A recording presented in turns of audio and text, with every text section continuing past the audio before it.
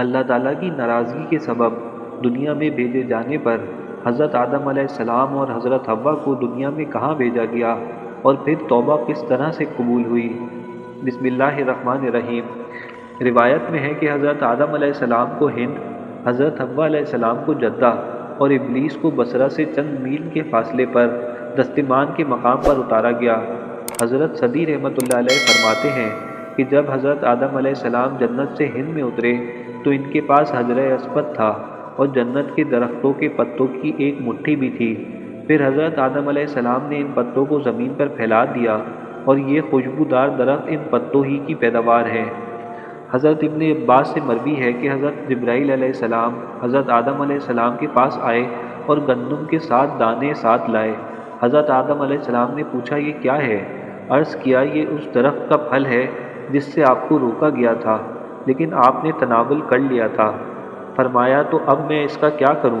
عرض کیا ان کو زمین میں بو دیجئے۔ حضرت آدم علیہ السلام نے بو دیے اور وہ دانے وزن میں ان دنیا کے دانوں سے لاکھ درجے زیادہ تھے۔ وہ دانے اگے۔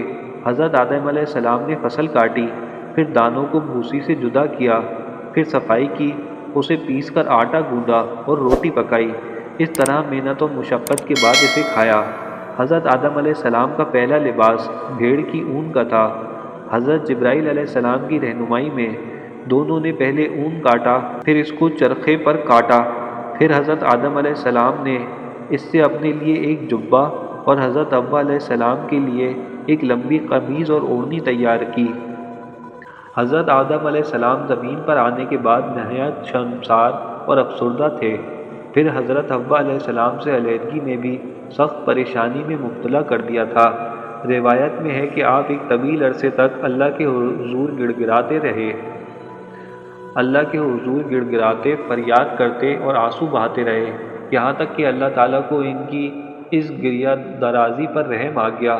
اور پھر ایک دن حضرت جبرائیل علیہ السلام نے حضرت آدم علیہ السلام کے پاس آ کر انہیں اللہ کی جانب سے معافی کی نوید سنائی۔ حضرت آدم علیہ السلام خوشی سے سرشار بارگاہ خداوندی میں سر بسجود ہو کر شکر بجا لائے۔ پھر حضرت جبریل علیہ السلام انہیں لے کر مکہ آئے، جہاں حضرت آدم علیہ السلام نے کعبہ شریف کی بنیاد رکھی اور حجرہ اسود کو کعبے کی دیوار پر نصب فرمایا، پھر اس کے گرد طواف کیا۔